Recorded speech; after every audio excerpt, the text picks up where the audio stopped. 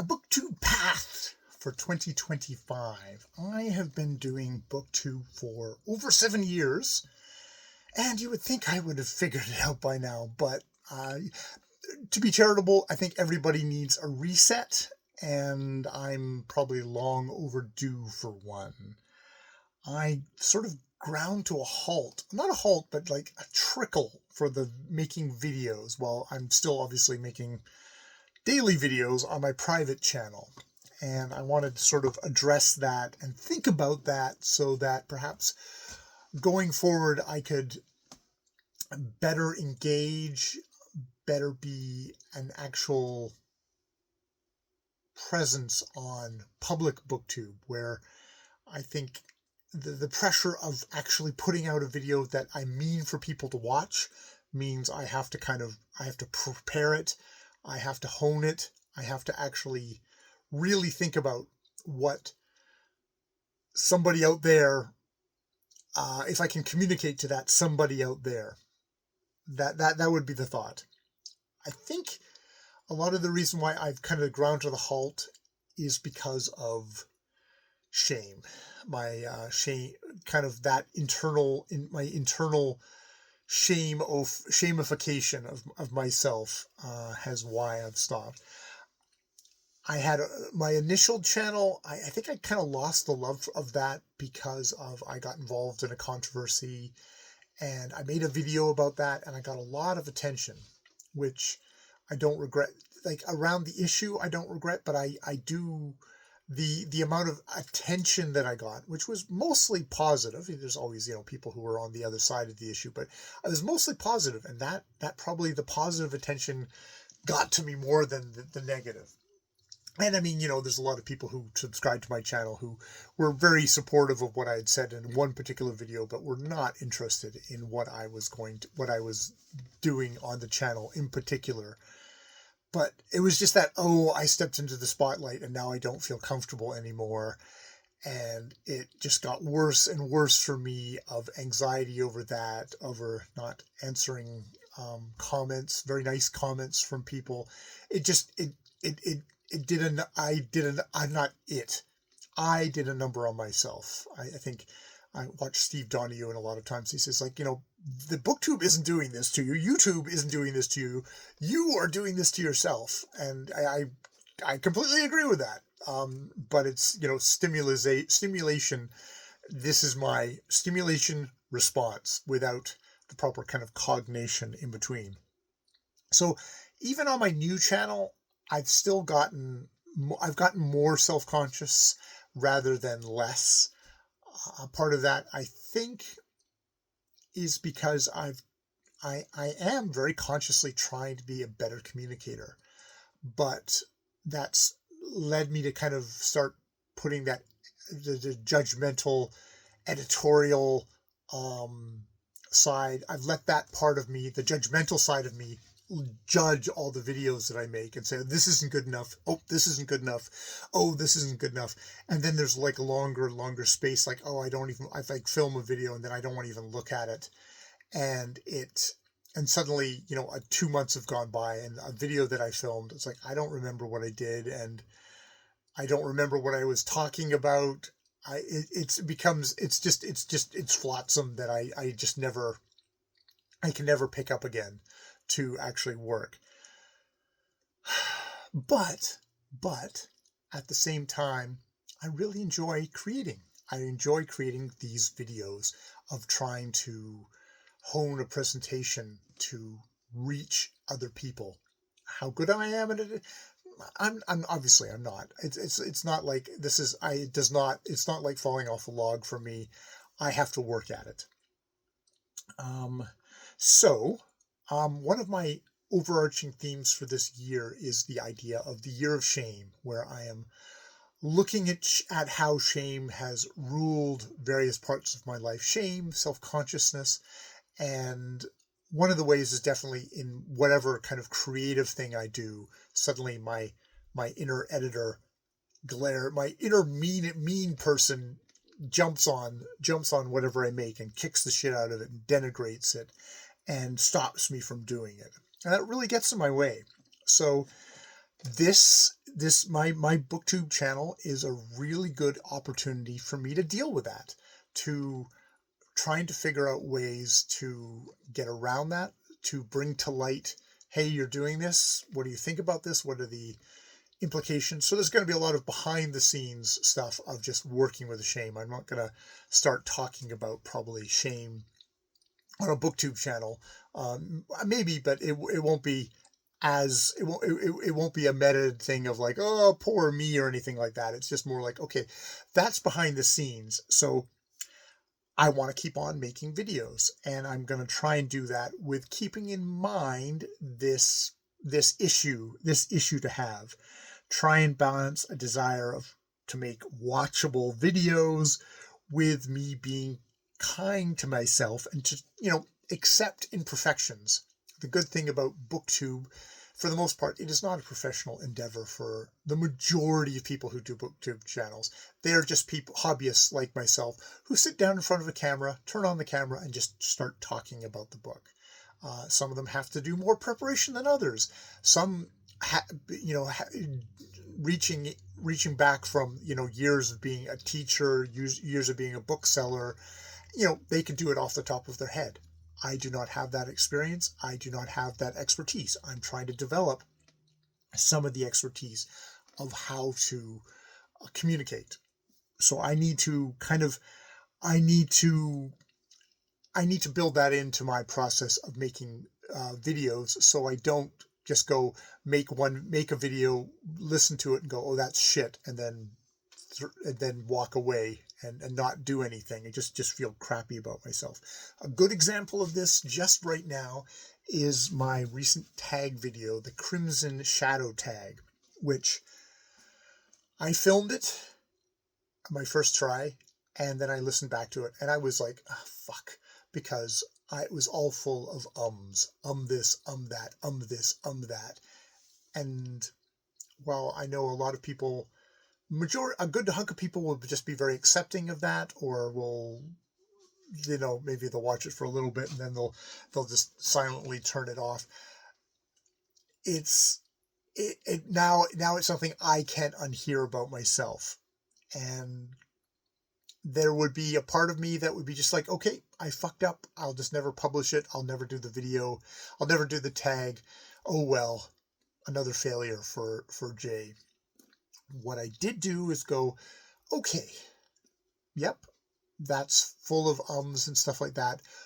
What's the way out of this? Well, the way out of this is to film another try at it, being mindful of there being no ums. And hey, good opportunity for you to say, okay, I watched that video.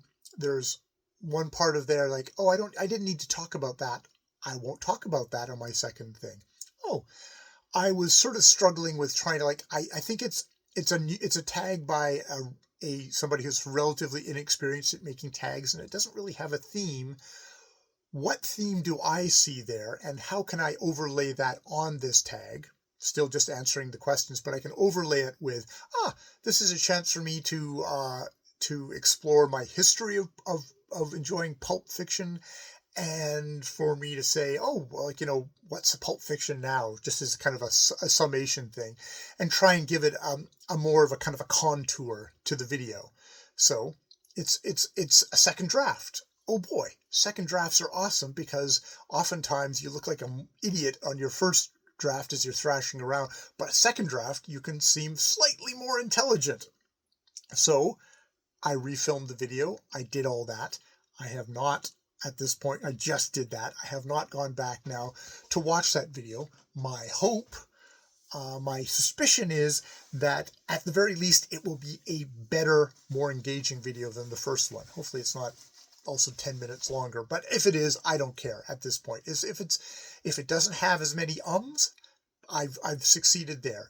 If it also has added a little bit more to the viewing experience, then that would be great too. And that makes me think, okay, I've been beating myself up a lot because I can't just turn on the camera and start talking extemporaneously. That is not a skill that I have. When I start thinking out loud, it's scattershot. But that is perfectly acceptable for a first draft. I really need to remind myself that I need time to do preparing, which actually I did a fair bit of preparing even for my first version of it, but that I should just build into things that, okay, you're going to film your first version of it.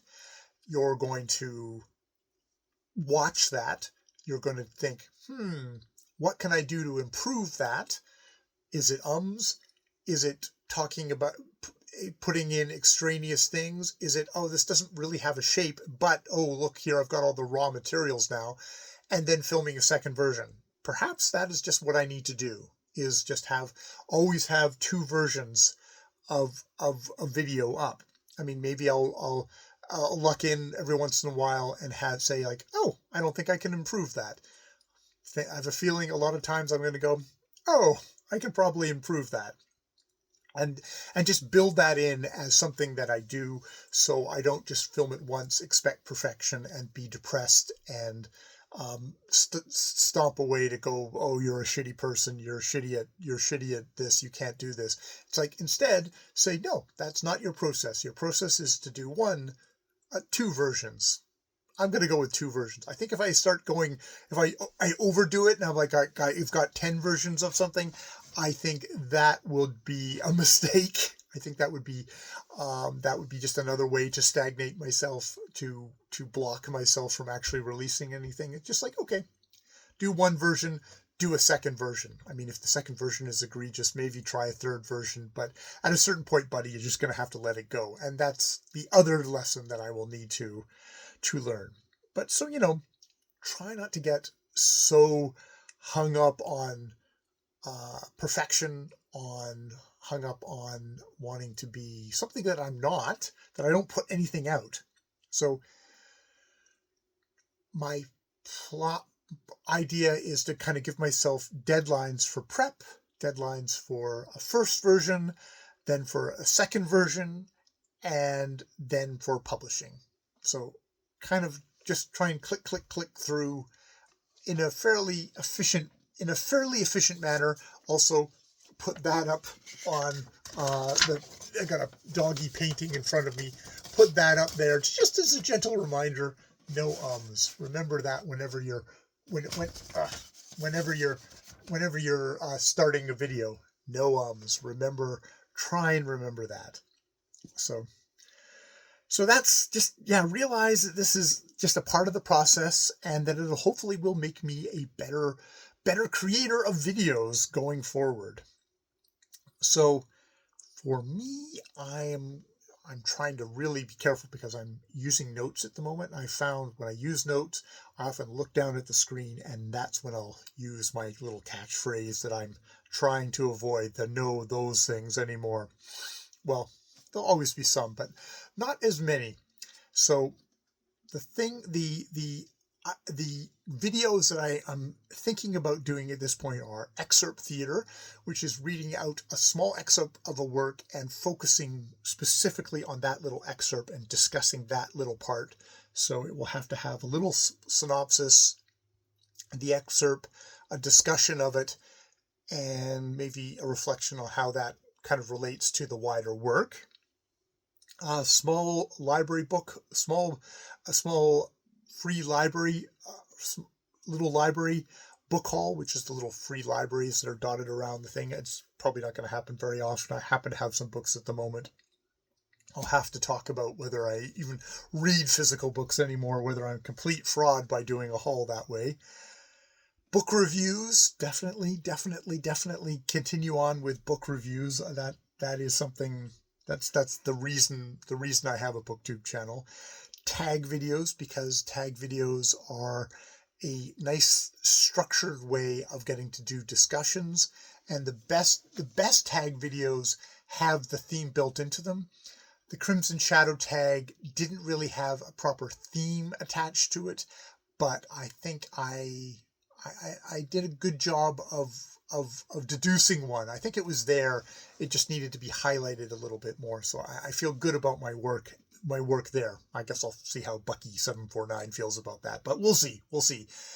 And then just be open to other ideas from what you see other booktubers do, because that is a good way to participate in the community of booktube, is to react, is to amplify, is to gently debate other booktubers, not get into fights with other booktubers, but go like, oh, that was an interesting idea they had there and it made me think of this, that kind of stuff.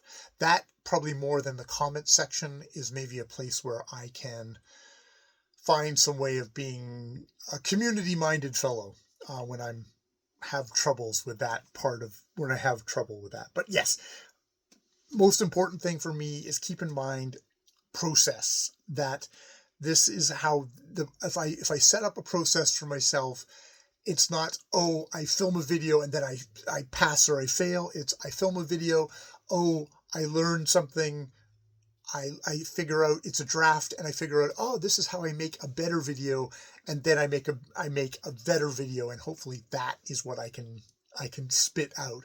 And even if that isn't the greatest version, then I move on to the next thing. Very much go through the process, make a finished thing, and then move on. And make a finished thing, go through the process, make a finished thing, move on. Just keep on doing that. Try to keep that cycle going. Will make me, will help me improve far more than just getting stuck on one thing and not doing anything. So, and then also try to note how I do. I'm going to rewatch my second version of the Crimson Shadow tag. See, do I do less ums now that I did the video once? Maybe that's a part of the practice that will help me drop a lot of my vocal tics. Did it help at all? I'll have to see, not just with this Crimson Shadow tag, but other videos going forward. Is it when I rush my preparation, when I don't have everything solidly put out, is that where a lot of the jankiness of my work, of my vocal presentation, of my thought process, is that where it really kind of hoves into view and makes my videos freaking unwatchable? We shall see. So yeah, that's my booktube path for 2025. Oh joy. Just deep breaths and realize, yeah, you beat yourself up a lot, and we're going to be open about that. We're going to accept that happens, and we're going to try and find ways to help myself get through that, and to use it as a superpower. Use it as this is a motivating thing to make myself better. I can try. Who knows? When you're down this low, all there is up.